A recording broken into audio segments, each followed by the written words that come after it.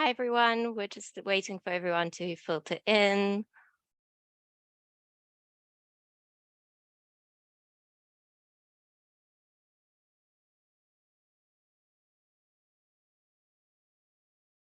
I can see the numbers ticking up. Thanks for joining us. We'll just give everyone a few more minutes to join.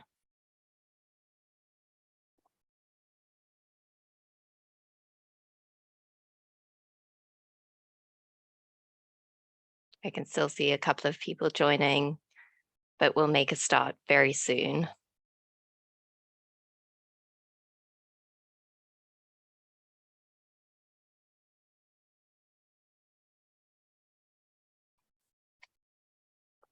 All right, it's 2 minutes past. I'm sure we'll still have some people trickling in, but perhaps we'll make a start. So hello and a really warm welcome to this October Violence, Abuse and Mental Health Network meeting. I'm Charlie Pafitas. I'm the co-lead of the VAMHN from the section of Women's Mental Health at King's College London, and I'm going to chair this network meeting for us today. It's really fantastic to have all of you here with us today for this network meeting. So please do introduce yourselves and say hello in the chat. We'd love to hear from you. And everyone, I'm sure, would love to chat to each other. We have 3 really fantastic talks lined up for you today, focusing on sexual violence and abuse. Each of these talks will last around 20 minutes, and we'll have a panel discussion taking your questions after these 3 talks for around 20 minutes. Please ask your questions for the panel discussion in the Q&A box rather than in the chat, so we can make sure to pick up on them and ask your questions to the panel. So without further ado, I'd really like to introduce today's speakers to you and tell you a little bit about what they'll be talking about. And first up, we're going to be hearing from Dr. Lindsay Kelland. Lindsay is a feminist philosopher who's based at Rhodes University in South Africa, where she works on gender, sexualities, and sexual violence. Lindsay has run narrative recovery interventions for survivors of domestic and sexual violence, and she's published some really exceptional articles in this area, including a wonderful paper in Hypatia called A Call to Arms. And you should definitely go and check that out. Lindsay is going to talk to us today about corrective sexual violence in South Africa. Her talk explores both the emergence of corrective sexual violence as a social practice in South Africa and the normalization of this practice. In other words, this apparent attitude that is held by some, if not many, South Africans, that corrective sexual violence is a legitimate, socially sanctioned practice. Second up in our lineup today is Lisa Ward. Lisa is the Lived Experience Advisory Group consultant to the VAMHN. She's a survivor of CSA, as well as a researcher and previous practitioner. And she currently works with organizations to ensure high quality lived experience engagement across their work. And she does just a fantastic job of this, especially here for us in the VAMHN. She's going to talk to us today about understanding the scale, nature, and impacts of child-on-child sexual abuse. In her talk, Lisa explores current knowledge on peer-on-peer abuse, where both the victim, survivor, and perpetrator are under the age of 10. And then third in our lineup for you today, we have Laura Fisher and Sullivan Holdbach. Laura is the founder and CEO of Traumascapes, which is a survivor-led organization dedicated to changing the ecosystem of trauma and creating new horizons for survivors through art and science. Her research is focused on the embodied experience of trauma and new body-based interventions. Her art practice has explored the reclaiming and rewriting of the sociocultural narrative of trauma. And Sullivan is an artist and researcher at Traumascapes. Sullivan is a trauma survivor, artist, and researcher focused on the development and facilitation of survivor-led arts-facilitated healing practices. His research aims to utilize creative practices as a means to encourage and sustain health by renegotiating personal relationships and understandings of trauma. Laura and Sullivan are going to talk to us today about sex after sexual abuse. In the aftermath of sexual abuse, it can be quite difficult to feel comfortable in your own skin, both with yourself and in relation to others. And their talk today aims to explore what healing might look like for those traumatized by sexual violence. I'm really looking forward to hearing from all of our speakers today.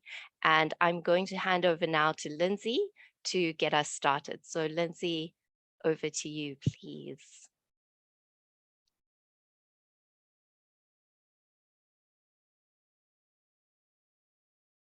All right, hi everyone. I have, as I was saying to the other panelists, I've timed it, so I'm not going to spend too much time chatting ahead. I'm just going to get straight to it. Is everybody able to see my screen? Yes, we can. Thanks, Lindsay. All right, brilliant.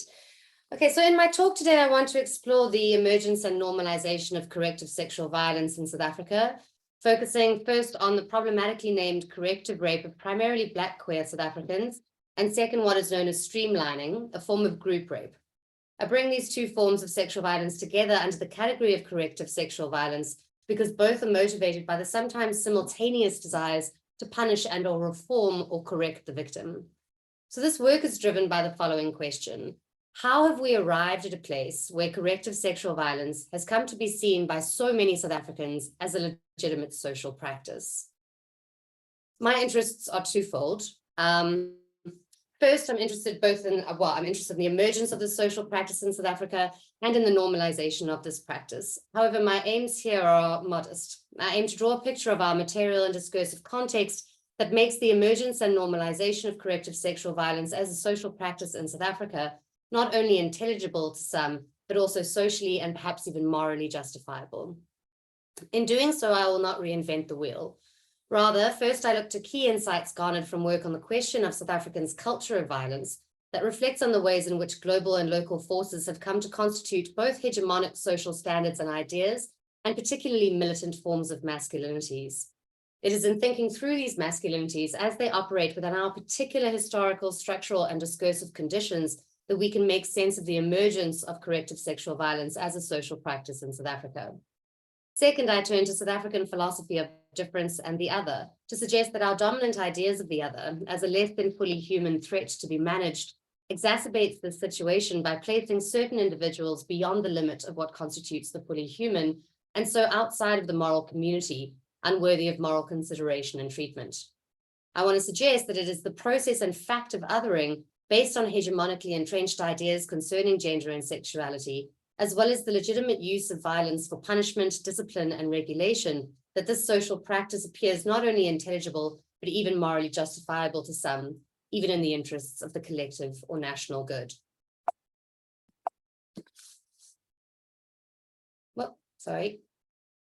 All right, so my focus on the South African context should not be taken to mean that I wish to isolate this context from transnational forces.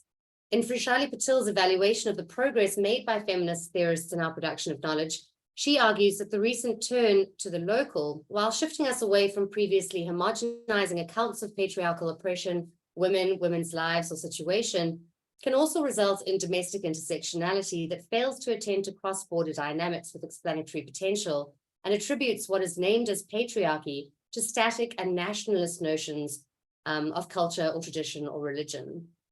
So heeding her advice in situating the practice of CSV in the South African context, I aim to remain mindful of and hope to avoid falling prey to her concerns surrounding an exclusive focus on the local. All right, in this section of the paper, I begin to situate CSV within a broader context of violence and sexual-based violence, in particular in South Africa. I focus here on accounts that are, I think, especially interesting when pulling threads through from the broader context of violence to the emergence and normalization of CSV in South Africa. So in both empirical and theoretical work on GBV, as well as work emerging from the field of critical masculinity studies, colonization and apartheid are highlighted as playing major roles in the cultivation of our current culture of violence, as well as in the militant forms of masculinities that perpetuate this culture. This line of thought can be found in the work of, for example, Uvile Simba, Shireen Hassim, and Helen Moffat.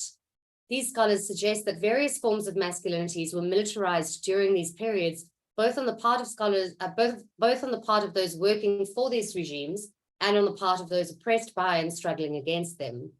However, informing as they did out of political allegiances and resistance, many of these violent, indeed militant masculinities are lauded to this day. On these accounts, violence begets violence.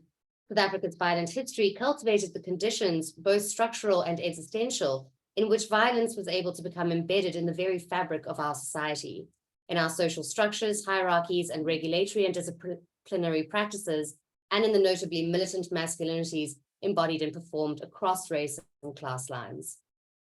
I also want to touch on an account that focuses, ironically, on the relationship between South Africa's celebrated constitutional transformation post-apartheid, the consolidation of violent masculinities during this transformation, and our culture of violence.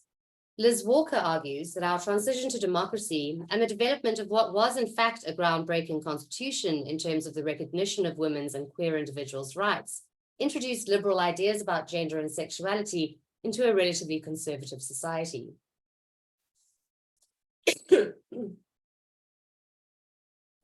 She suggests that while sexual freedom was ushered in by political freedom, this shift shook up gendered and sexual relations with unintended consequences for many it sought to protect, notably women and queer people. As she puts it, the social and economic context of political transition was at worst unresponsive to changes in the gender order, and at best a highly contested and fraught set of circumstances in which men and women were being called upon to renegotiate and rearticulate their gender identity and sexuality. Amidst this renegotiation and rearticulation of identity, we saw a rise in violence and a further consolidation of violent forms of masculinities. In her words, violent masculinities have, if anything, become more violent in the present. Finally, in all of the literature exploring South Africa's culture of violence, emphasis is placed on the impact of gendered and sexualized ways of being in and perceiving the world that are clear manifestations of both patriarchal and heteronormative ideologies. I turn to this obvious feature of our context last in gesturing to the complexity of the conditions within which CSV arises, precisely because heeding Patil's call, I want to emphasize that the ways in which patriarchal and heteronormative ideologies inform the emergence and normalization of this social practice in South Africa are themselves informed by a multitude of intersecting global and local processes and practices. Local patriarchies, that is, are informed by global forces and cannot be reduced to static cultural claims about gender and sexuality. Feminist thinkers standardly point to hegemonic heteropatriarchal norms as the primary cause of GBV. As Pumla Dineo-Paula succinctly puts it, patriarchy makes rapists. For Paula, South African women have become fluent in the language of the female fear factory, which she describes as a lesson in subjugation concerned with regulating women's movement, sexuality, and behavior. The threat and reality of GBV leads, for Paula, to the performance of scripts that promote the cult of femininity and falsely promise safety to women who follow them. Paula brings an intersectional local perspective to the table in her discussion of the ways in which heteropatriarchal norms are tied to our historical and political landscape, and arrives through what Patil would call a domestic intersectional analysis at an account of violent nationalist patriarchies. The theoretical work of feminists such as Paula is supported by empirical work on GBV, although I will not go into this here for the sake of time. What I'm calling corrective sexual violence, though, emerges then out of this broader context of violence and sexual and gender-based violence in particular. So I now turn to the practices of streamlining and corrective rape as they have emerged in the South African context. I first provide brief descriptions of both acts and then turn to feminist work that provides promising explanations for the emergence of these forms of violence, as well as some insight into its legitimation. In the final section, I will turn more fully to the legitimation of CSV, looking to African philosophy of difference and the other for help.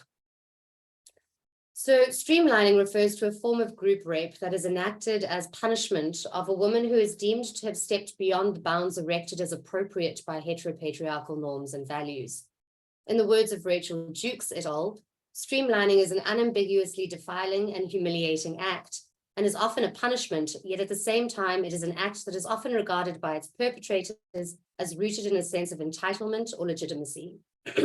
A woman may be streamlined to punish her for having another partner, for behaving outside gender norms, for example, when deeply intoxicated, for being successful, or for imagining she could be superior, end quote.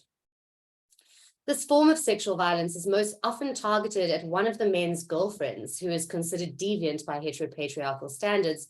However, it is also targeted at single women who are taken to thwart social expectations concerning their gendered and sexual obligations.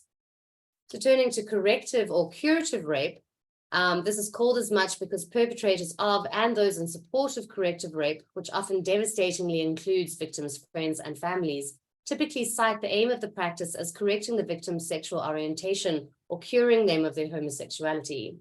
Of course, those who theorize about this form of sexual violence rightly contest the name, rejecting its connotations, for instance, that there is something to be corrected. However, whether it is called corrective, curative, homophobic, or queerphobic, this form of CSV involves the rape of a queer individual qua queer, that is, because they are queer. Black South African lesbians are the primary targets of corrective rape in South Africa, and among this group, those who present as so-called butch are not only most easily identified, but also considered to be most overtly flaunting of heteropatriarchal norms and standards concerning what it is to be a real woman, perhaps especially by performing certain kinds of masculinities, and so are most often the targets of corrective rape. Reviewing the literature, I am struck by two threads pulling through many of the counts provided to explain its emergence, both of which point to CSB as a form of social control, and I believe to the relevance of African philosophy of difference, and the other to an explanation of its legitimation. So the first thread points to the contingency and fragility not only of hegemonic ruling masculinities, as Kopano Ratele calls them, but of heteropatriarchal normativity itself, and the role of this contingency in explaining the emergence of CSV. Recall Walker's claim that the shifting landscape of sexual rights posed a threat to the functioning of hegemonic norms and values, leading to increased violence, including sexual violence, on the part of men committed to hegemonic forms of masculinities post-constitutional transformation. Similarly, the use of corrective sexual violence in response to a perceived threat runs through much of the literature on this social practice. Again, Paula, in conversation with Wendy Isaac, suggests that, quote, in many communities of all races, lesbian and gay people are seen as threatening the social order. Defiance of the heterosexual norm provokes moral condemnation, exclusion, and violence, end quote. Again, Paula and Elaine Salo argue that while heterosexual masculine regimes appear hegemonic to notions of gender, personhood, and sexualities in Africa, their dominance is fragile and contested from multiple sites in civil society. Societal responses to women and men who have transgressed are often extreme and demonstrated in acts of interpersonal and structural violence. These severe reactions to perceived transgressions attest, they argue, to the very fragile contingent nature of heteronormative masculine regimes. The second thread I want to point to requires two further qualifiers. First, this thread emerges primarily from work on corrective rape, but I believe that the general idea pertains to acts of streamlining as well. Second, given both the demographics of South Africa and the fact that Black queer women are the primary targets of CSV in South Africa, this line of thought typically appeals to ideas about what is African, un-African, and or foreign or Western in discussions of what is deemed normative. However, I do not think that this entails that the ideas underpinning these accounts are only relevant to understanding CSV committed against Black South African women and lesbians, and neither do I think that they entail that CSV only occurs among the Black South African population. It is deviance from the normative and not necessarily deviance from what is deemed African that is, I believe, key to this general line of thinking. So according to this line of argument, supported by the likes of Ratele, Zenelo Mukholi, and Megan Morrissey, corrective sexual violence emerges as a response to a perceived threat to national identity and normative culture, where these have come to be aligned with heteropatriarchal thinking. In Ratele's words, quote, part of the regulating imagination is the need to protect the nation or culture from wrongdoers, abnormalities, and perversion. However, it is clear that nations, societies, and cultures are continually contesting and contested. Just as sexual conduct and relations are not natural entities, so masculinities and sexual identities and rights are fields of power. A point that needs to be emphasized is how sexuality is a site of this imagination and contestation, the ground whereon a national culture fashions and reforms itself, develops or stunts the whole or parts of the whole, moves forward or regresses, end quote. Ratele describes examples of ruling masculinities, including Jacob Zuma's performance of a particularly militant yet still seemingly heroic masculinity during his time in the political spotlight, As striking associations of sexuality and masculinity on one side, often riddled with paradox, and nation, society, or culture on the other side, there is, he argues, a mutually formative configuration between these various elements. Mukholi draws directly on the alignment of African womanhood with heterosexuality and heteronormativity, suggesting that homosexuality is considered un-African, an import from the West, and argues that Black lesbians who are victimized by corrective rape are seen to disrupt or threaten this alignment, and thereby national identity. For Mukholi, Black lesbians challenge a fundamental premise of patriarchy, namely the fixed nature of identity. In her words, quote, "The challenge posed by Black lesbian women to the fixity of what is an African woman, in itself an identity imposed by a colonialist order, makes non-heterosexual women's gender, sexual, and erotic autonomy so disturbing.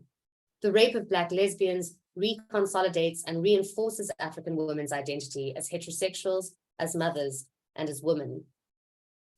Similarly, Morrissey speaks of the effort to construct or re-articulate a national identity post-apartheid through the use of language and other discursive practices, and with it a turn to what was or is considered natively South African.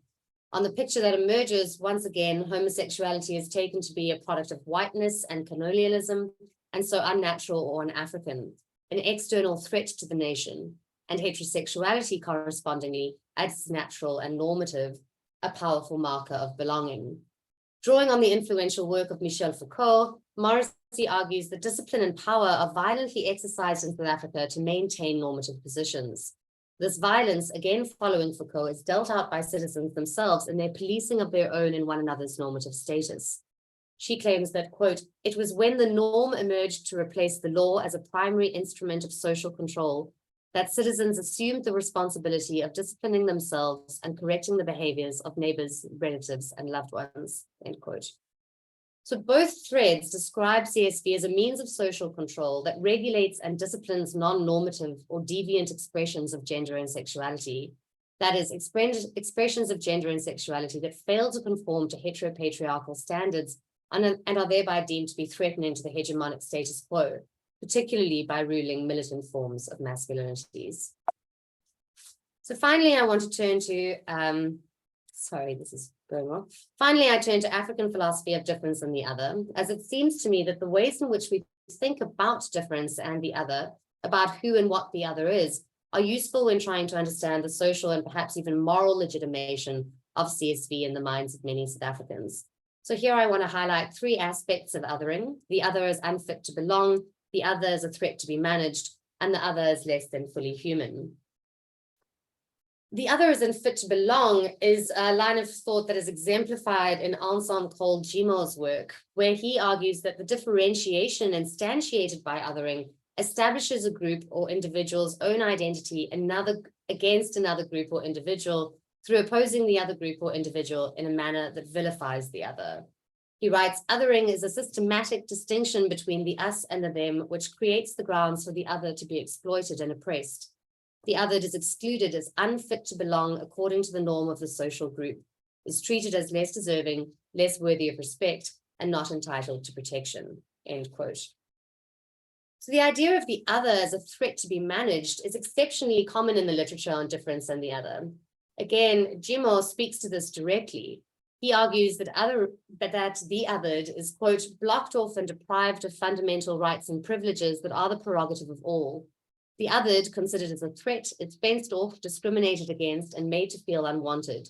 Such a situation precipitates issues of justice, as the othered is fundamentally denied rights and fairness," end quote.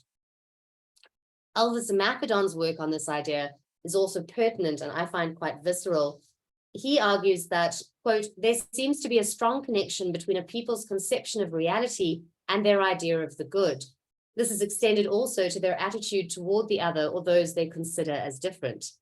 It does not seem wrong," he writes, "for members of an all-inclusive community of beings to protect itself against anything they fear may threaten the equilibrium and harmony of its ontological structure.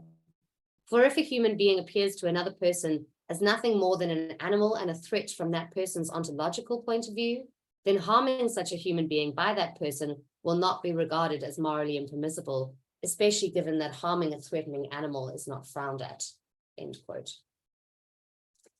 The idea of the other as less than fully human or as unintelligible by the normative standards of what counts as fully human or a person in a given context is central in this literature as well, in literature on the other. On these accounts, to be intelligible as fully human entitles one to recognition and moral consideration, whereas when one exists beyond the limits of what is intelligible as fully human, when one is positioned as the other, one exists outside of the moral community, unworthy of equal moral status and consideration. To draw on Jimo once more, by othering, we mentally or practically classify an individual or group as not one of us, and therefore inferior or lesser human person than we are. A process of casting another person, group, or object into a position or role different from mine or ours, and I or we consequently establish my or our identity in opposition to the other person in a relationship of superiority that allows me or us to vilify the other. So bringing these central ideas together, I think helps us to supplement the picture already forming. Those who deviate from natural heteropatriarchal ideals concerning gender and sexuality are, at least in some regards, positioned as other and outside the moral community. They are then policed by ordinary members of society, discarded, eliminated, or corrected in the service of the collective good. So corrective sexual violence then emerges as a social practice sanctioned in response to those considered deviant by and thereby threatening to the national and indeed hegemonic heteropatriarchal status quo, aligned as this is with national identity and culture by ruling South African masculinities. In other words, CSV emerges as a legitimate means to police the social order and protect or defend national identity and culture post-apartheid. In our complex context, militant masculinities have been conditioned to see violence as a legitimate means to police and regulate the social order, particularly when this order is deemed under threat from the other. So now, according to Morrissey, quote, seeing rape as a tool to discipline non-normative sexuality expands the conditions under which we understand rape functioning, end quote. So what can we draw from this discussion? Perhaps I think it might be worth exploring the role of othering and maintaining the status quo in motivating rape and gender-based violence. So feminist scholarship overwhelmingly describes rape as a crime against women and argues that if we fail to understand rape as fundamentally a crime against women, we fail to properly understand the phenomenon. But perhaps what we can draw from this discussion is that rape is a crime against women as the other and targets particularly deviant others. CSV certainly disproportionately targets women, but it targets particularly othered women, deviant women, women who resist or disrupt their position in a heteropatriarchal, hierarchical world. Historically speaking, and according to the classic patriarchal gender binary, of course, women are the quintessential other. So perhaps it is as the quintessential other that women are overwhelmingly targeted as victims of sexual and gender-based violence. That is, not qua woman, but rather qua other. In toying with this suggestion, I am reminded again of Mokholi and would like to give her the final word. She says, quote, we increasingly recognize that ongoing conversations about differently positioned women's experiences of violence need to take place inside and outside South Africa. We recognize that transnational feminist solidarities are a necessity in order that a politics of decolonization within women's and feminist organizing globally and locally can take place to push us beyond conceptions of rape as violence against the generic category of women. Thank you. Thank you so much, Lindsay, for that fantastic talk. I'm going to hand over now to Lisa, who's going to lead us through our second talk for today. So over to you, Lisa. Thanks, Charlie, and thanks, Lindsay. That was a really insightful and inspirational talk. I am just going to get my screen up to share. Cool. All right. Hopefully you can all see that. So as Charlie said, my name's Lisa, and I head up the Lived Experience Advisory Group for the Violence, Abuse and Mental Health Network.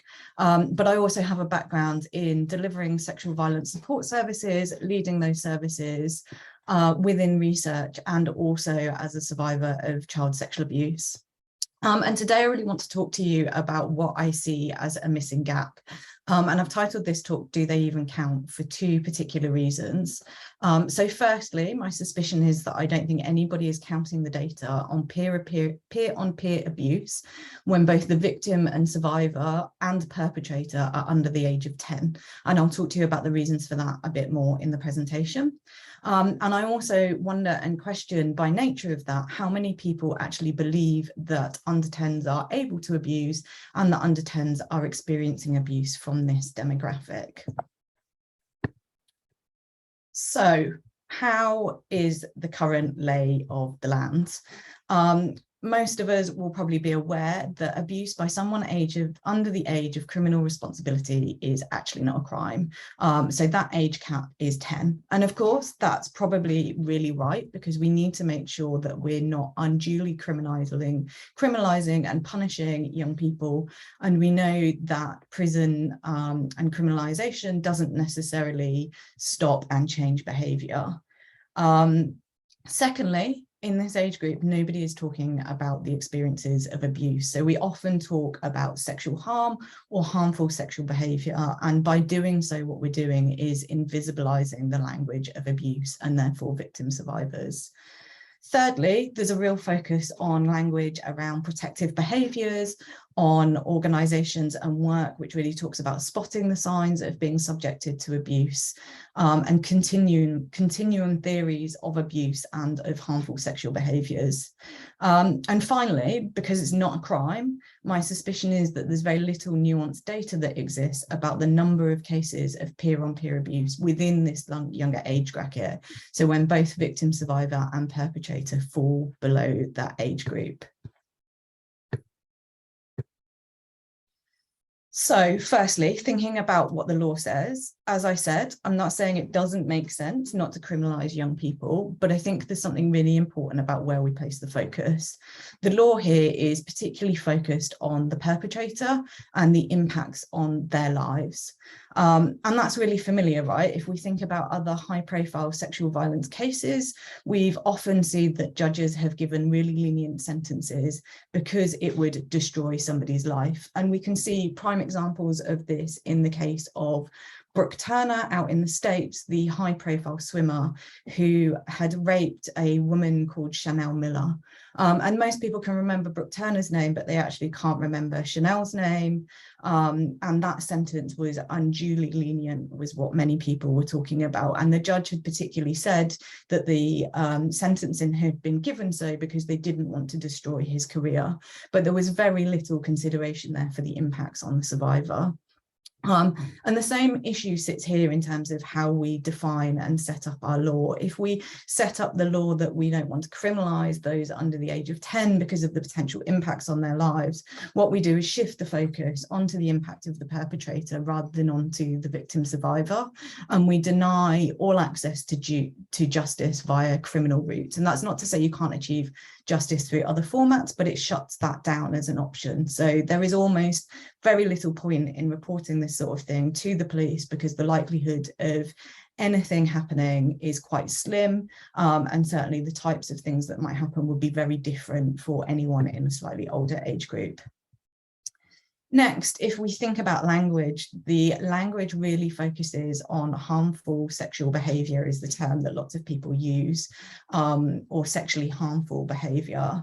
And this comes a lot from Hackett's theory back in 2014, which is a continuum-based theory of peer-on-peer abuse. And so Hackett talks about harmful sexual behaviour being developmentally inappropriate sexual behaviour displayed by children and young people, which is harmful or abusive. And he talks about peer-on-peer abuse being peer-on-peer sexual abuse being a form of harmful sexual behaviour where sexual abuse takes place between children of a similar age or stage of development. Now, I would question within this how it's even possible to have harmful sexual behaviour towards another, which isn't by and part in some way particularly abusive. So again, you know, recognizing that some sexual behavior of young people may not impact others, and young people have a right to, you know, understand and develop as sexualized human beings. I do think there's a real focus again on making sure that we're not labeling the perpetrator as abusive or an abuser, rather than thinking about what the potential impacts are on a victim survivor of experiencing some form of abuse. And you can see here on this slide Hackett's continuum. And Hackett goes from the green end of the scale on the left-hand side of the screen, where it talks about developmentally typical behaviour, through to problematic behaviour, and through to the red area, which is seen as harmful behaviour. Now, I don't know if you can read all of that, so I'm going to read some of it out. And this is taken from the NSPCC website. So they talk about behaviours in the amber category, so in this middle section, that are either problematic or inappropriate. And they use problematic as an umbrella term for all amber behaviours. So inappropriate behaviour is single incidences of developmentally inappropriate behaviour. Behaviour that is socially acceptable within a peer group but would be considered inappropriate outside that group, generally consensual and reciprocal, or may involve an inappropriate context for behaviour that would otherwise consider normal. And I want you to think about that a little bit, because we could talk about single incidences of developmentally inappropriate behaviour. Well, how can we argue that a single incident is or isn't more dangerous than multiple incidents? Again, further down, you look at behaviour that is socially acceptable within a peer group, but that would be considered inappropriate outside that group. You know, and there are many places and spaces where actually sexual violence might be considered socially acceptable or normalised, but is seen as absolutely unacceptable in other spaces. There's a question for me about how we define consensual and reciprocal, whose version of accounts are we looking at? And, you know, again, context of behaviour that would otherwise be considered normal is difficult to know depending on whose stance we're looking at it. Problematic behaviour then goes on to talk about developmentally unusually and societally unexpected behaviour. Questions for me around the language there of unexpected. It talks about being compulsive. It talks about consent being unclear and the behaviour not being reciprocal. It talks about potentially involving an imbalance of power, but doesn't necessarily have an overt element of victimisation. Now, again, if we think about rape within older age groups, we know that imbalances of power exist and that consent is often unclear, and that we put the onus on adults to be sure that they've got consent and understand consent. So it's troubling for me that even in this problematic area, we've got things that could already be defined as abusive behaviours. And then under the harmful section, where we've got higher level behaviours, the NSPCC says red sexualised behaviours are harmful to the child who displays them, as well as the people and behaviour that the behaviour is displayed towards. And they refer to all red sexual behaviours as harmful sexual behaviour, but Hackett divides those into abusive and violent. So abusive behaviours being things that are intrusive, involve misuses of power, have elements of victimisation, coercion and force, include elements of expressive violence, and informed consent has not been given or the victim wasn't able to give consent freely. And then violent behaviour is defined as physically violent sexual abuse, highly intrusive, involve instrumental violence, which is psychological and or sexually arousing to the perpetrator, and may involve sadism.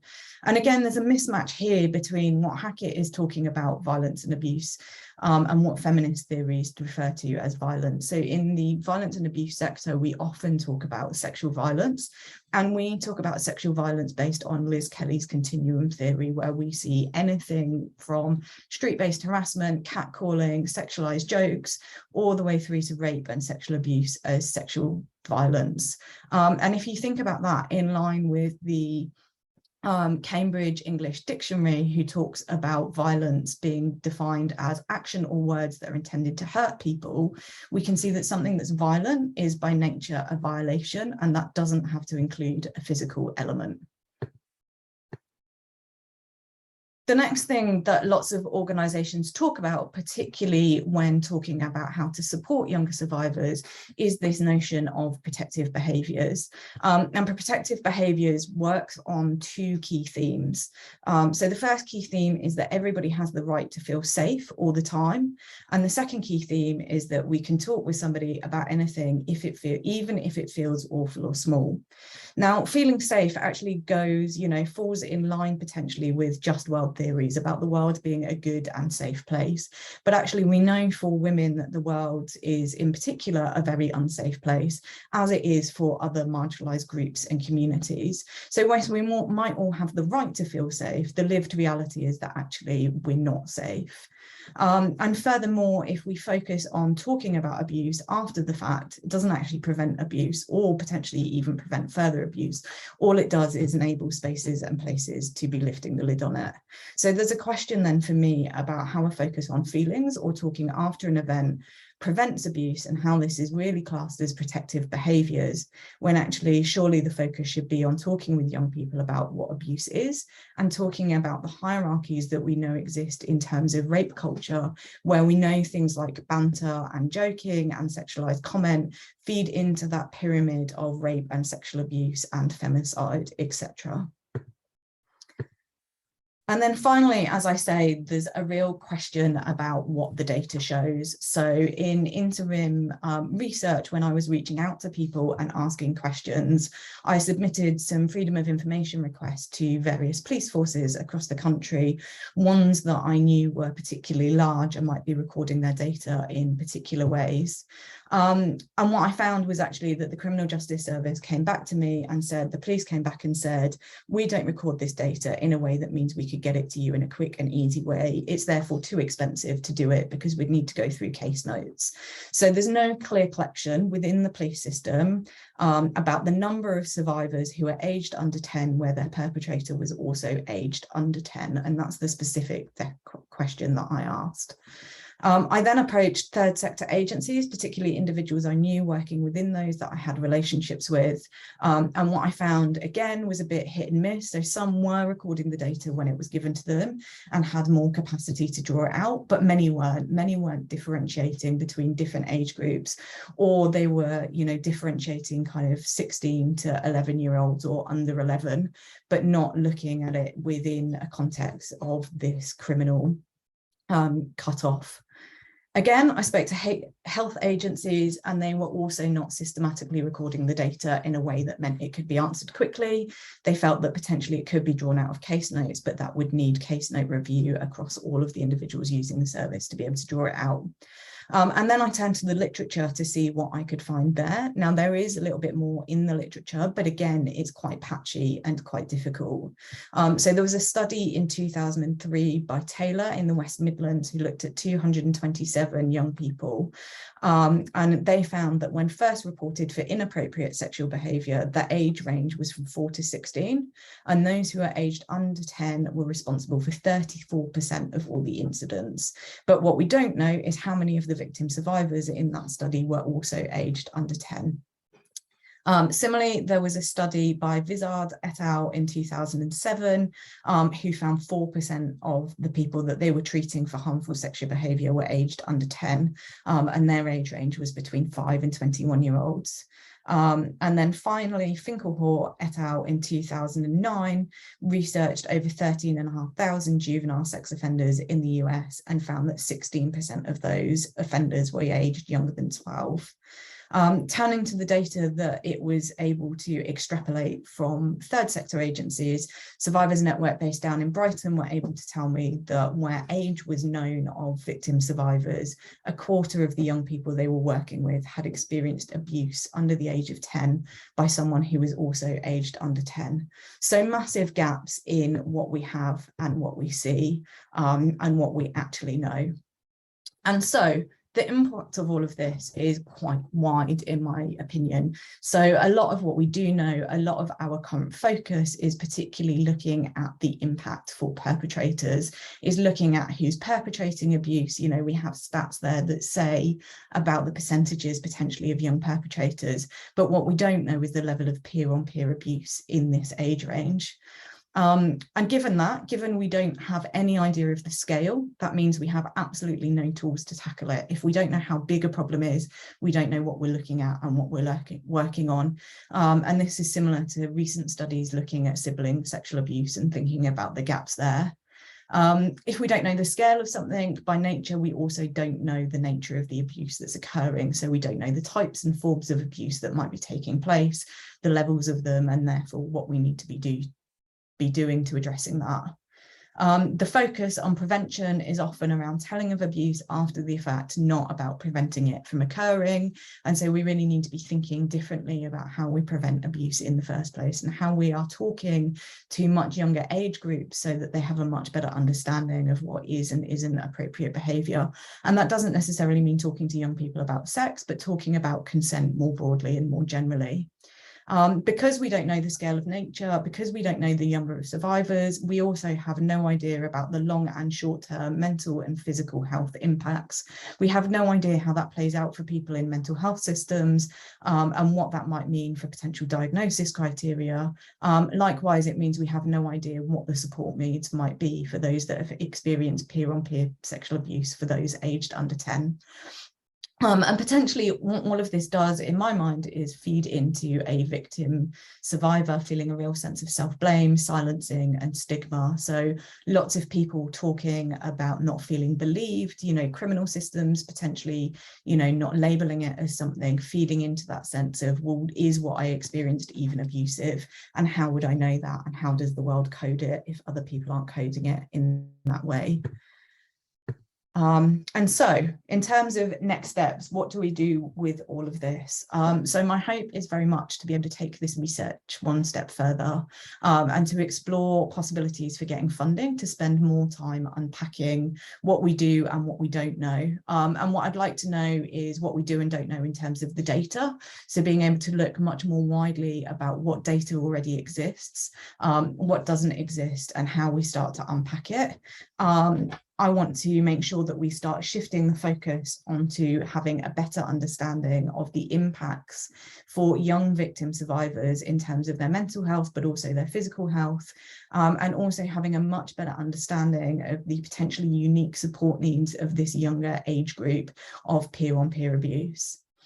I would hope from that what we would get is a series of potential short-term outcomes, so changes in policy and the ways that organisations work to ensure that data is better recorded and support is improved. And then longer-term outcomes in terms of a greater body of data on the scale and nature of peer-on-peer abuse in under 10s, and much longer-term improved mental health outcomes for young victim survivors. I have my own hunches from my own experience about some of the reasons, some of the experiences, some of the impacts of this, but that's just one voice, and I want to know if they're shared. I want to know how the experiences differ and what different services we need to be providing in order to improve things for the long term.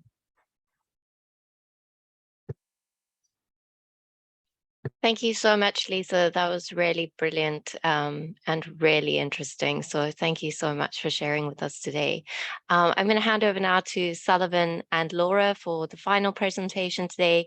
Please do remember to pop your questions in the Q&A box for us to answer our panel at the end. Thank you, Sullivan and Laura. Thank you, Charlie. Let me just share my screen.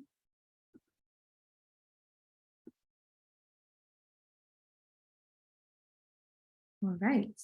So as Charlie has introduced us earlier, we are with Traumascapes, which is a survival-led organization dedicated to addressing trauma through arts and sciences. I'm Laura and I'm here with Sally. Hello to all. My name is Sullivan Holderback and I'm a survivor, artist, and researcher at Traumascapes. Engaging or even thinking about sex after sexual abuse can be difficult.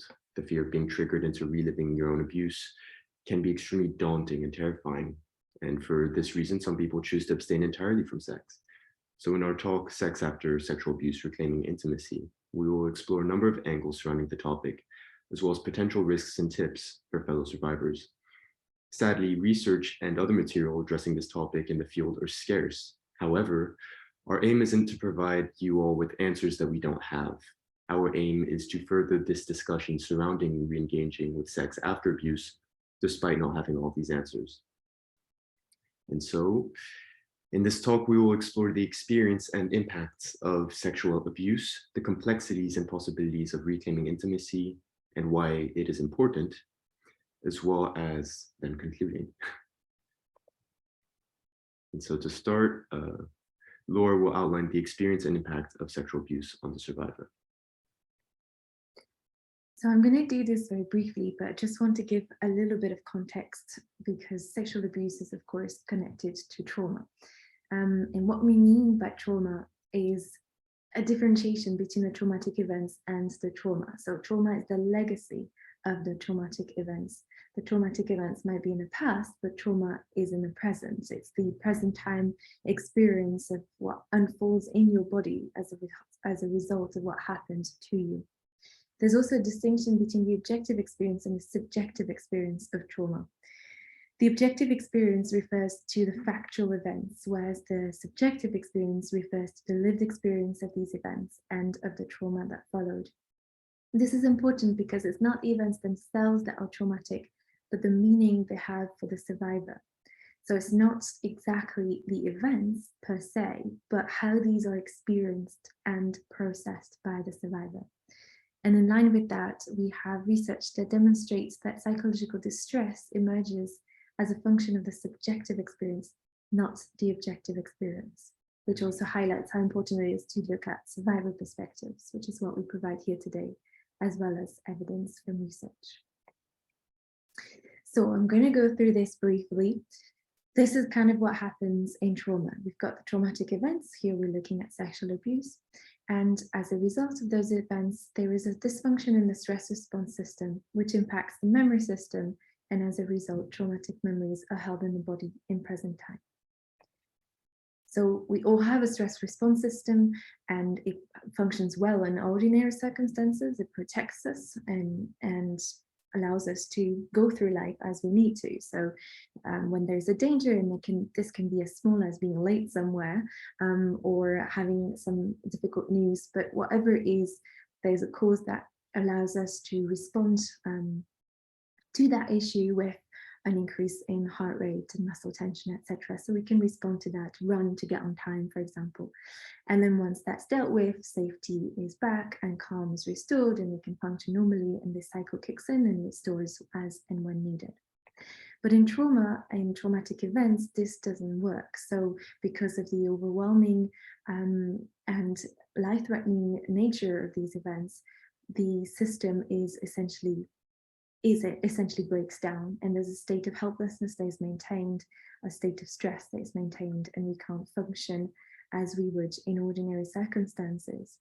And because of this, because it's linked to the memory system, and the two systems are linked, the experience of trauma can't be processed and stored as ordinary experiences are, and memories stay raw, fragmented, and unprocessed, held in the body as physical sensations and emotions. And you can see here some key parts of the brain are deactivated whilst other parts of the brain are hyperactivated, which essentially means that the parts that are chronological and verbal don't work so well, whereas all that is physiological and embodied is acutely present.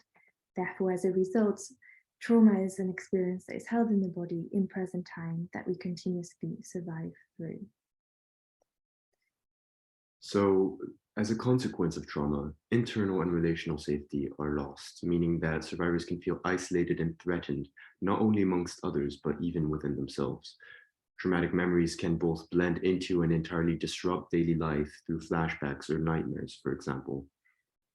And as a consequence of trauma being held in the body, unbearable emotions and physical sensations can severely affect survivors. Ultimately, in our opinion, learning to live with the impacts of trauma is possibly one of the most significant struggles survivors come to face, accepting the changed self and the impossibility of going back. Compounded with the effects of trauma, survivors of sexual abuse face numerous other impacts associated to their experiences. These include a changed relationship with one's own body and towards other people in light of the isolation and fear caused by abuse. Some people might even spectate themselves or entirely disengage from their own bodies. Shame and disgust can come to replace arousal and attraction, along with other difficult emotions now associated to intimacy. This can often come in parallel with decreased interest, attraction, desire, and pleasure. On a physical level, research shows that survivors of sexual abuse find it difficult to achieve orgasm, as well as gravitating towards the extremes of sexual activity, being either hyper or hypoarousal. This can be seen as an oversaturation in frequency or number of sexual partners, or as a complete abstinence. This risky behavior can be attributed to the incomplete action patterns that result from traumatic experiences and memories being unprocessed, often leading to survivors placing themselves in precarious situations to unconsciously recreate experiences with the aim of achieving different outcomes.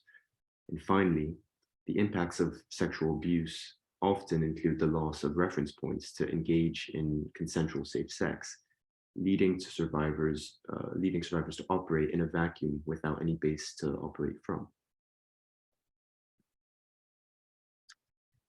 Despite all these complications, we believe that reclaiming intimacy is possible and that it can even play a role in your healing journey.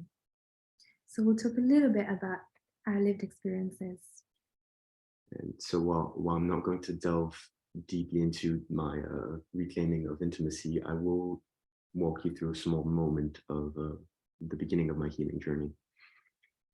It took me 2 to 3 years to realize fully what had happened to me, properly coming to terms with the abuse I'd experienced and its impacts. In the time before acknowledging this, I got back with my ex, broke up with my ex, then followed by approximately a year of celibacy. I felt no attraction, lots of disgust and shame. My family used to tease me for parading around the house shirtless all the time, but now I couldn't even bring myself to change shirts in the presence of anyone else. Despite my fabrications and secrecy around what had occurred, the events festered in both my body and mind. I was at a party when everything came out. I was casually speaking with 2 of my friends, 2 of the few people I would have hypothetically felt safe when something accidentally slipped out of my mouth. They didn't quite catch what I was referring to, but before I knew it, I'd ranted for almost half an hour. No one saw it coming, least of all me. And I don't know why I told them at the time, though I now know that they are both survivors. But what I did know at the time, I could feel in my body. There was not a hint of disgust or shame from outside prying eyes. I felt comfortable in their presence, in my own skin. They didn't want anything from me, nor me from them. But they held a space that allowed me to be myself without shame, without the intention of fixing me or shaming me, just letting me be. To follow up my story, Laura is going to touch a bit upon her experience and her journey through reclaiming intimacy. Confusion twirled my mind, fear clasped at my chest, disgust squeezed my stomach, and pain seared down my thighs. I had intrusive thoughts, flashbacks, and even re-traumatizations. Yet, despite all of this, I was able to gradually rediscover intimacy. Let me tell you about Nathan. His eyes pierced through the shape of me and gazed, unaware of what I had disconnected from, creating an entryway to my feelings. I gazed back, and without words, we allowed each other in. Through him, I was propelled back into myself. I had forgotten what it was like to be viscerally drawn to someone by the force of attraction. Because of the abuse, I had lost all notion of what a sexual relationship was. Was it pure pleasure or pure horror? Could pleasure ever be found when horror had been experienced and was still alive in my body? Could I ever feel desire for another person? Could I ever feel desired without fear? With Nathan, I found finally answers to these questions. I rediscovered intimacy and reclaimed sexuality. Through his body, I reclaimed and re-inhabited my own. In connecting to him, I found me. What I felt for him was so strong that I acted as a compass away from trauma and towards natural relational connection. It became my blueprint, my measure of safe intimacy, which at times acted as a lifeline. He never knew how much he helped me, and yet he did. I had felt broken, ashamed, and unworthy of being desired. But I came to understand that these feelings belonged to trauma. They were not true reflections of myself.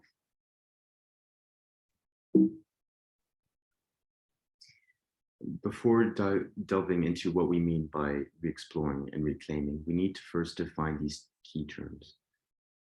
So by healing, we contrast that to recovery, because recovery has a sense of returning to a prior state. But for some of us, including me, there's no prior state before trauma. And even if there is, you can't go back to who you were with, before trauma. It's not like a broken knee that you can repair and then use again. This shouldn't be the aim anyway. Healing is about moving through, with, and then beyond trauma. So there's a sense of progressing forward and meeting yourself where you're at and where you can go. Very similar to this, reclaiming is not returning to a previous state or past tendencies. Though we believe it is possible to re-experience what is now different, we encourage the exploration of who you are now, cognizant of the impacts of trauma and the ever-changing needs surrounding finding or creating safety. Also, reclaiming is more than just a conceptual matter. It is a process which demands application and dedication. And in a similar vein, intimacy is not only relational, it is equally internal. Finding and creating intimacy is defined by finding comfort and safety in oneself, allowing yourself to be you. Trauma's impacts are vast, contradictory, and complex, and as such, it is imperative to meet oneself where they are, honestly acknowledging and accepting the needs, desires, and beliefs that may have changed in the aftermath of trauma. So let us touch on the risks briefly. For evident reasons, engaging in intimacy, you may experience fear, distress, and reliving. You may fear being abused again. You may experience distress due to the context of intimacy with someone else, or due to being brought back to your body, where unbearable sensations have taken residence. And either of these can trigger flashbacks and force you to relive your experiences of trauma. If you don't recognize and address existing issues, you can get stuck in a loop, perpetually putting yourself at risk. This can be a consequence of a lack of recognition or due to a hope of achieving a new outcome of a previous circumstance. And these circumstances can prevent healing or even be re-traumatizing. A common example of this might be returning to normalcy or comfort. Returning to a previous pattern of intimacy can be an easy anchor to latch onto in the aftermath of sexual violence. However, returning to a relationship, an environment, or a culture without addressing the impacts of trauma can be both preventative of healing or even re-traumatizing. And similarly, hyperarousal or hypoarousal can both hinder healing or be re-traumatizing following the relationships that these behaviors can establish with your body. However, it's important to, whilst it's important to recognize the risks, it's also important to recognize the opportunities and the avenues for healing. In light of these risks, it is important to recognize the avenues for healing, as Laura said. One of the first steps in recognizing and navigating trauma can be recognizing and mitigating triggers. Observing unconscious reactions and behaviors can be vital to mitigating the risks as well as fostering healing. So within intimacy, there's a key opportunity to reconnect with the body, which is critical to healing from trauma. And we'll speak about this in a little bit. There's also an opportunity to create a blueprint for what a safe, healthy, consensual relationship feels and looks like, so that that can act as a guide going forward, which for many of us is key when we don't quite know anything else in abuse. And so, having explored the opportunities for healing conceptually, here are a number of practical tips and approaches that you might want to consider. First, learning to recognize and document triggers can be extremely helpful. So getting to know what causes distress, what causes a flashback. Sometimes we can't know, sometimes that can't be identified, but often it can, and patterns can emerge. And if we start to notice and recognize that, then we start to know what experiences are not quite accessible yet, because they will bring us back to a place of reliving. So taking note and documenting that in whatever way or shape or form feels right can be really helpful, and can also support creating a toolbox to know how to manage those triggers when they do come up. Next, a really, really key point is strengthening interoception. Now, interoception is essentially the cycle of recognizing physical sensations, understanding what they mean, and responding accordingly. An example of this is feeling some weird sensations in the tummy, and then noticing those sensations in the tummy, and then understanding that this means you're hungry, and then responding to that by eating something. So it's that process of actually taking note of what your body is saying via a certain sensation, understanding what that means, and then responding to it. The same is true within an intimate context, but that can be really difficult because we disconnect from our bodies often as a result of trauma. So essentially strengthening that like a muscle outside of an intimate context, for example, through food or through any other context, allows you to build that relationship with yourself. And the stronger your relationship is, the stronger you can engage with yourself as well as with another. And that is extremely conducive to healing. And similarly to the interoception, becoming comfortable with your physical outward appearance is also central to reclaiming and re-exploring intimacy. So becoming comfortable in one's own skin is intrinsically bound to embodying safety. Feeling safe and comfortable to be yourself is vital and can be explored through baths or showers, for example. Being naked should not be something to be afraid of. Similarly, it can be difficult to approach sexual behavior in the aftermath of abuse. And an option to approach this on your own terms can be solo sex or masturbation. This can help circumvent feelings of shame or distress that you might not want to experience in the presence of others. However, it is important to note and to highlight that this might not be conducive to healing for everyone. Solo sex can be unnatural and distressing for some, as it may lead to sensations of embodying one's own abuser. And while this might not be the case with everyone, it is paramount to highlight the uniqueness of each person and their experiences. Thus, please remember that these are tools and not requirements. Another key point is that so many survivors struggle with actually experiencing orgasm. I mean, this is hard even for non-survivors, but research shows that this particularly be common in survivors. So we suggest prioritizing pleasure over orgasm. So process versus the outcome, and that might even be more conducive to achieving orgasm, but that doesn't necessarily need to be the aim because there's a lot else to be felt and experienced. In terms of communication, survivors should always choose if and how and when to disclose their lived experience to their partners. And this in some cases may be appropriate, in others not. But irrespective of that, you have a right to be able to communicate what you like, what you don't like, what feels right, what you need, what you want. And if it feels too difficult to do it in an intimate context to begin with, again, just as I was saying before, you can practice this in a different context and strengthen that. The more you communicate your needs, the easier it gets. And finally, this is really, really hard stuff. So prioritizing self-compassion above all else is key. This can take a lot of time and be messy, confusing, and painful, and that's okay.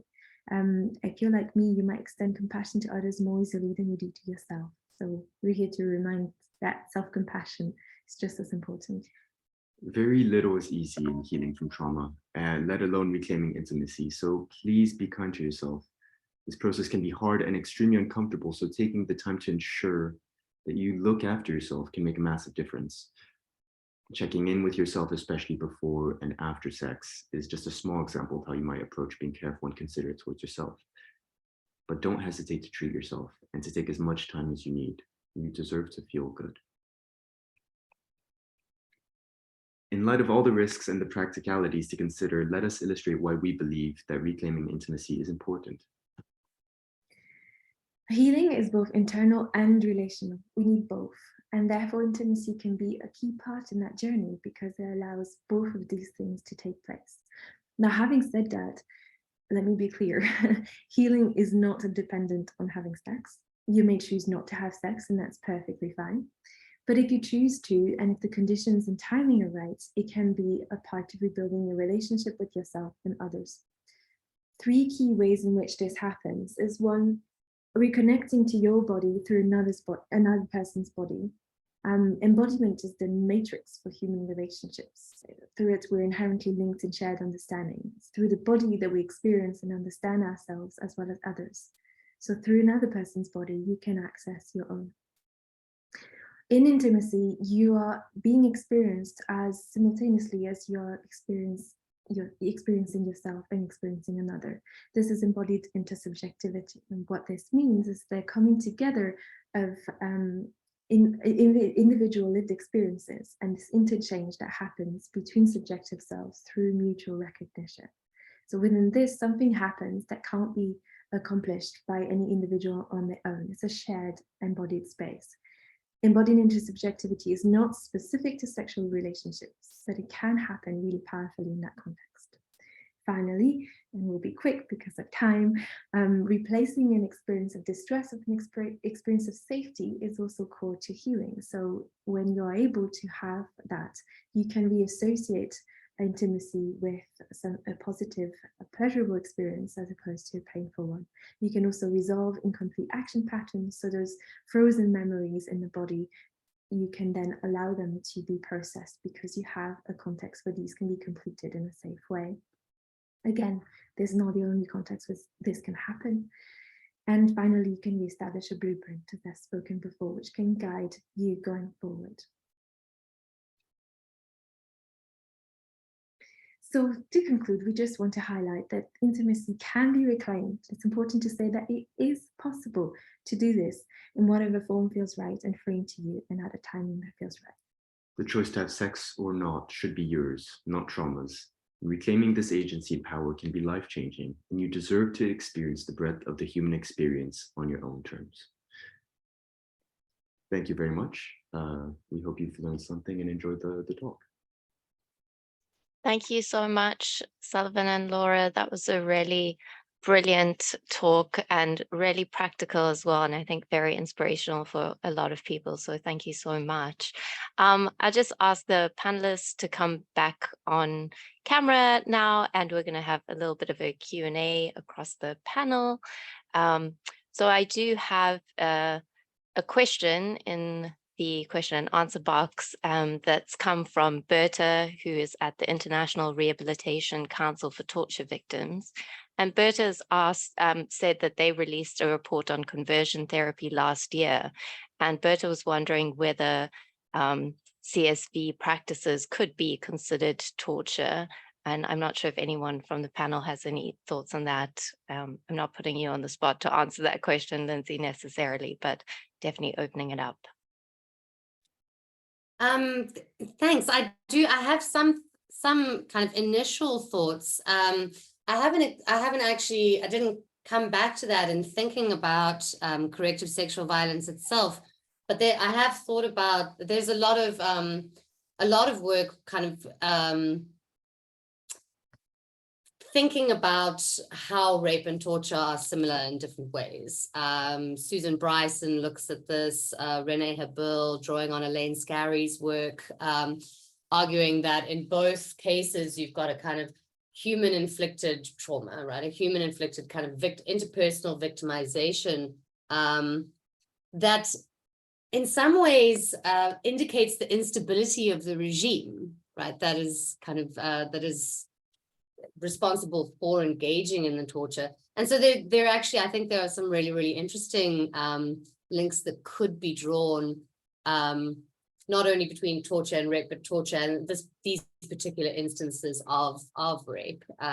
So thank you. Yeah, I need to think about that a little bit more. I'm just kind of, those are just my initial thoughts. But yes, so that's Great. what I wanted to maybe add there. That's great. Thank you, Linz.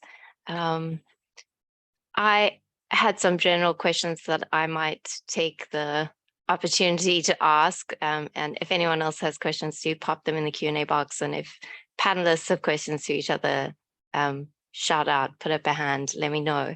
I wanted to ask Lisa a question, not a question, but just more a point of discussion to think about. I think it's a really interesting topic, and I think there's probably quite a lot of taboo around this topic, which I think is probably important to draw out in the discussion, especially in thinking about maybe dominant conceptions of childhood that are being violated when we even bring up these topics, and how that might be impacting on survivors and thinking about their experiences of disbelief or reporting. So I just wanted to know if you had any thoughts about that, maybe. Yeah, I mean, many, right? I think there's so many different ways in which you can look at it. I think, you know, to start with, there's that question of what do we define as childhood? Where do we draw those lines? We know that, you know, we often talk about childhood as being under 18, but nothing magic happens the eve of your 18th birthday that suddenly changes. You know, there's the questions around kind of competency frameworks, you know, thinking about Gillick's and Fraser's competency and, you know, the impacts there for young women and girls and access to contraception and how much people do and don't understand, you know, added with the taboo, I think, of, you know, how we work with young people, you know, and young perpetrators potentially who are displaying abusive behaviors, but, you know, without labeling them inherently abusive or abusers or kind of labeling people for life. Like, I do think there's a really difficult, nuanced conversation that with adults we might find it much easier just to label someone, dismiss them, and expect that they pick up and deal with the consequences. And I don't think it is that straightforward with young people. But I do think the impact of the kind of focus being there is that we diminish the experiences of victim survivors. We maybe then don't think about the degree and level and understanding and nuance of the impact that might have on them, which is where, when we fall into these continuum theories of types of abuse, what we haven't really looked at is, well, what's the impact of X or Y or Z on young people, you know? And I think we see the same thing with adult sexual violence, right? That we get drawn to this place of believing that certain types of sexual violence are more harmful than others, and always almost creating this hierarchy of violence. And I think we need to dismantle some of that as well and start thinking about the harm is about the level of impact it has on the individual. And so many different things might impact that, you know, development within childhood, societal notions of childhood and when that starts, you know, and that's different across countries and continents as well. If you think about, you know, the legal age to get married, the legal age to be allowed to have children, the legal age to have sexual intercourse, all of that is really very variable and like ties into dominant social norms. So I think there's so many different aspects of this that need to be unpacked that haven't been, you know, even thought about, let alone begin to unpack in some way, shape or form. That's great. Thank you so much, Lisa. I've got some more questions in the Q&A box. And I've got a question from Jane at Survivors Voices. And Jane says that she's really interested in the concept of hindering healing and would love to hear more from Laura and Sully about what that is and how we unhinder ourselves. Thanks, Jane, and thanks, Charlie. So I'll start and then you can carry on. I think I'll just throw in two things here. One, I think there's a sociocultural hindrance to healing because of the lack of recognition and understanding of abuse, as Jane, you know very well. So I think there's a step here where you can't actually heal if you don't first acknowledge what has happened to you, if you don't first recognize your experience. So we need to first support that recognition, and through awareness and through various activities that can enable that acknowledgement and that support, both individually and collectively. Then there's also the fact that healing is really hard.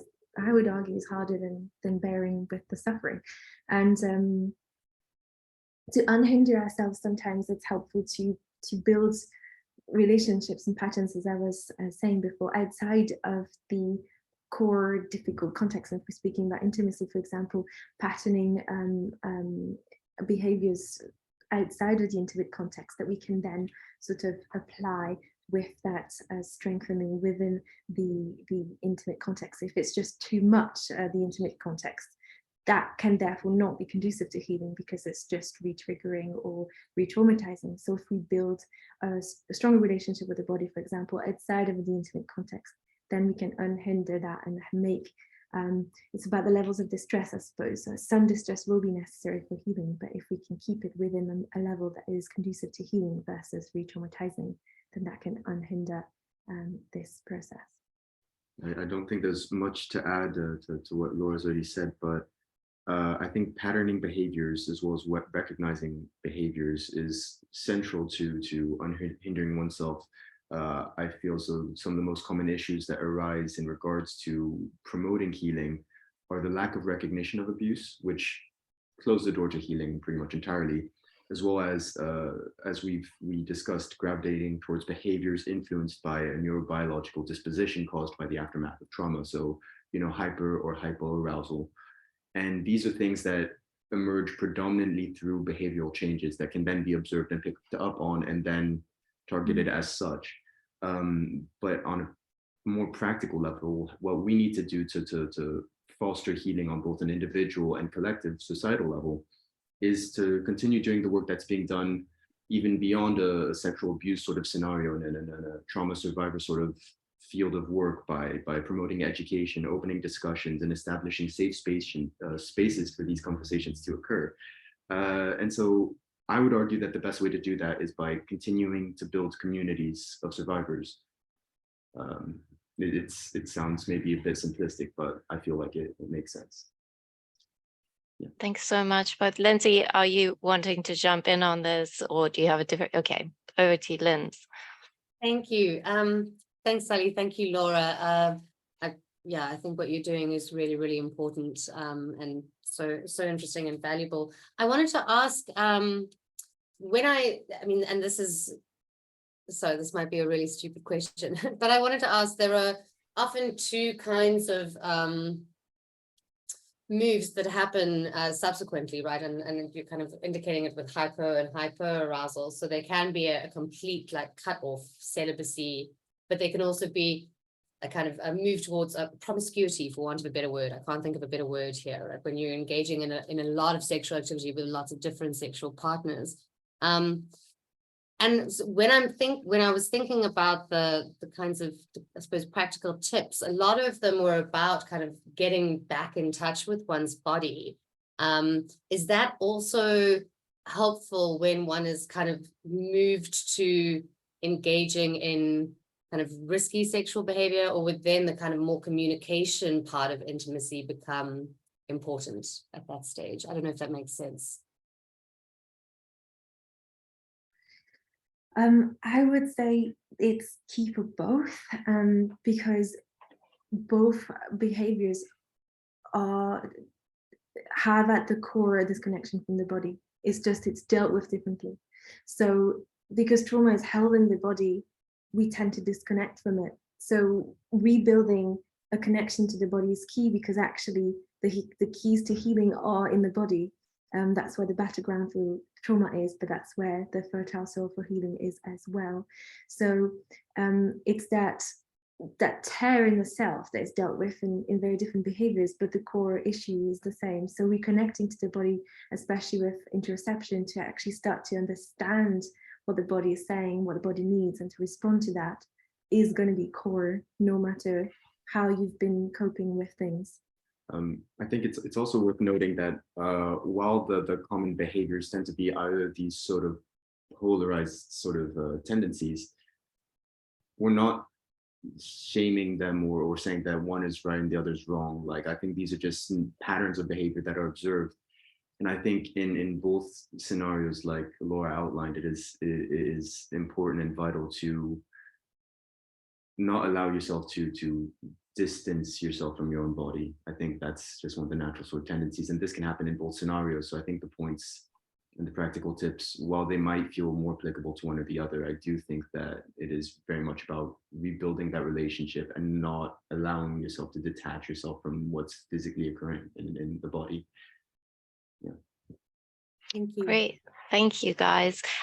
So we've got 3 more questions, and in the interest of time, I'm going to ask people to just give quite brief responses to these questions, even though they're all fascinating and great questions. So the first question from an anonymous person is, thinking about sexual abuse amongst younger children, and do we think that a child can fill the label of victim and survivor simultaneously, a victim of their situation themselves, but acting as a sexual perpetrator as well?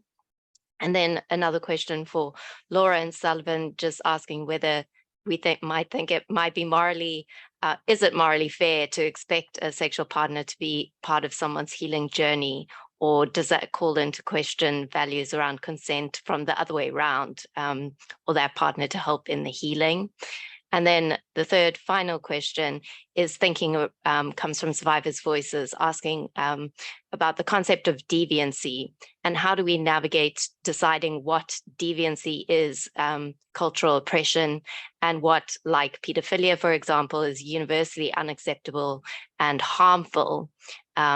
We've often thought perhaps that the critical concept is harm, but both, I think, Lisa and Lindsay's talks question this in some ways.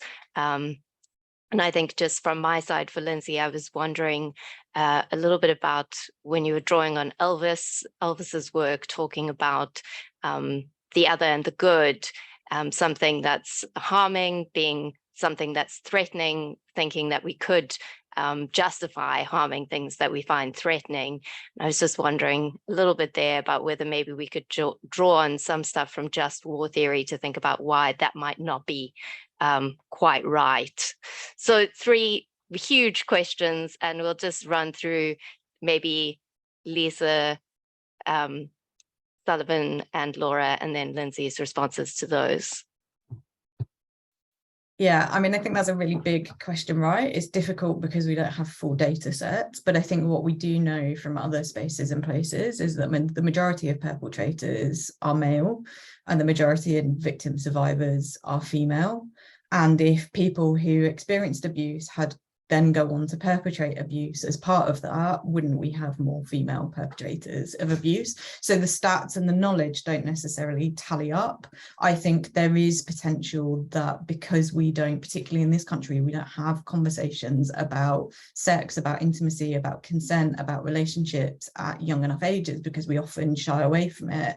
We may have incidences where young people are acting out sexualized behaviors and not knowing what they are. But I think I would be really wary of kind of automatically conflating an experience of abuse with them becoming a perpetrator of abuse. And I think we'd need to do a lot more thinking about that, you know, because that isn't necessarily what we're seeing from the evidence currently.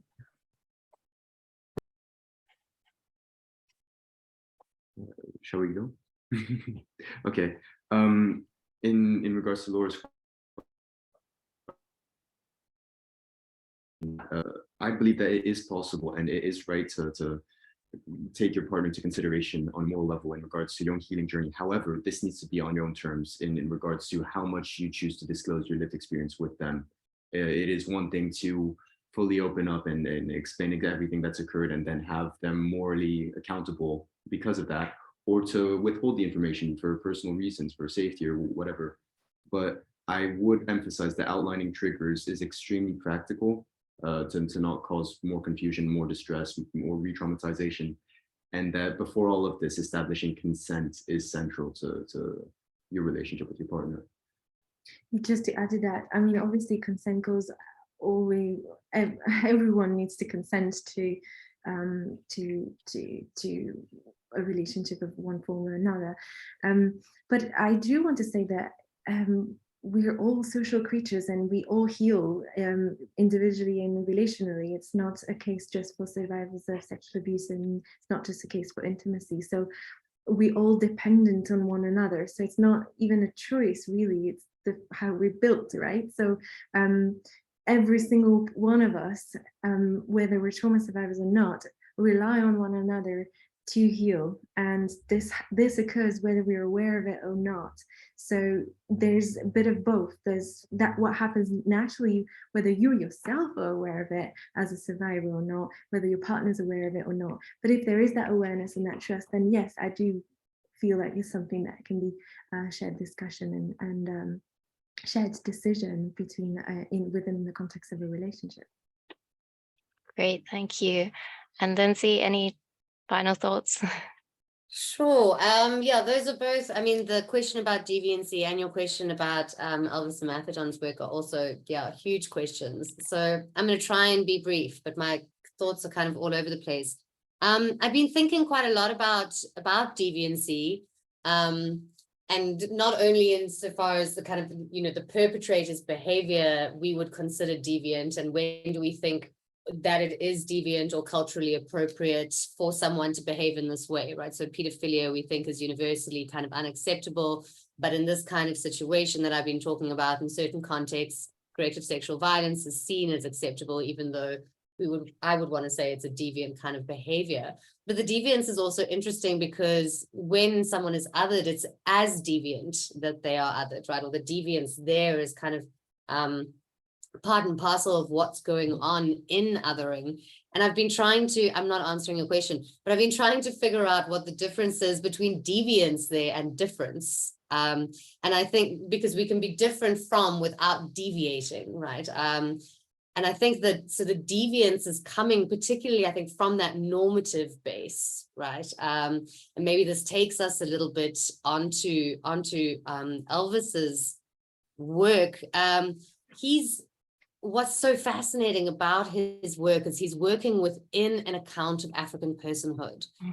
So when he's talking there about an all-inclusive community, he's talking about a communitarian kind of picture in which, the personhood of one is kind of reliant and dependent on the personhood of the others, right? So the whole, the kind of, the community itself, the goodness or the virtue of the community is wrapped up in the virtue of all the individuals, and the individual is kind of secondary to the community, right? So when that's the case, and you have something that is considered deviant as threatening to, I think it's Peter Ekane, he speaks about a threat to the purity of the life of the community. I think that is when it seems to be deemed kind of morally permissible from within the group, from within a particular culture. So what we would consider deviant, I think, would shift depending on our kind of cultural position in the world, our context, what is acceptable, and certain things we kind of almost universally deem unacceptable. Great. Yeah. So I think I don't really know how to answer that, but I'll keep thinking. No, that's great. Thank you so much, Lindsay. We have come to the end of our time for this network meeting, and I just want to say a huge thank you to everyone for joining us today, but especially a huge thank you to Lindsay, Lisa, Laura, and Sullivan for sharing with us today so generously. But thank you everyone for listening and learning with us and for asking some really fantastic questions. I hope that you go gently into the rest of your day, because it has been quite a difficult morning of incredible presentations, but also very difficult topics.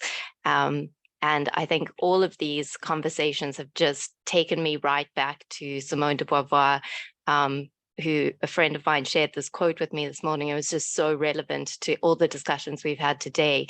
The body isn't a thing, it's a situation. It's our grasp on the world and our sketch of our project.